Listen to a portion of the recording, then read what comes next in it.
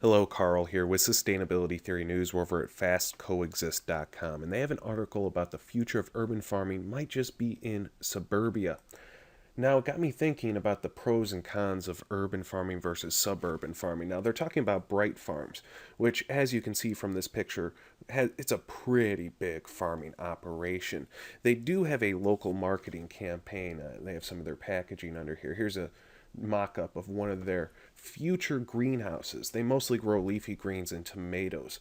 And they're trying to locate in a spot of Ohio that's pretty rural, but it's near Columbus, Cincinnati, and Dayton, three of the largest cities in the state. They have some in Illinois near Chicago. I believe they have some in New York near Washington, D.C., and New York.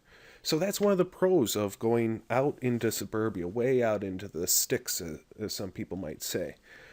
Because you could still be pretty close to many major population centers, but land is very cheap. Regulations are usually pretty lax, too.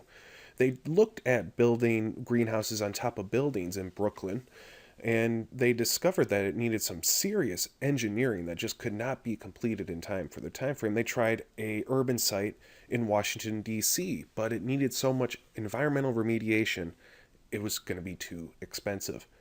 So they decided, well, heck, they're going to sell to 150 different grocery stores. That's another thing. If you have a lot of customers, then you're going to need to have a lot of delivery time anyway. So it really doesn't matter where you're at as long as you can schedule the delivery times right. But if you only have a dozen or so customers that need delivery, it might make sense to be in an urban environment. Now, why some other reasons to choose an urban environment? One, you already live there. Well, heck, why not? Why move? There's some people that have tenth of an acre food forests that are just really productive. They can grow 60 plus species of food producing plants and have enough food to almost supply every one of their calories for the whole year and still sell just a little bit, make a tiny bit of income.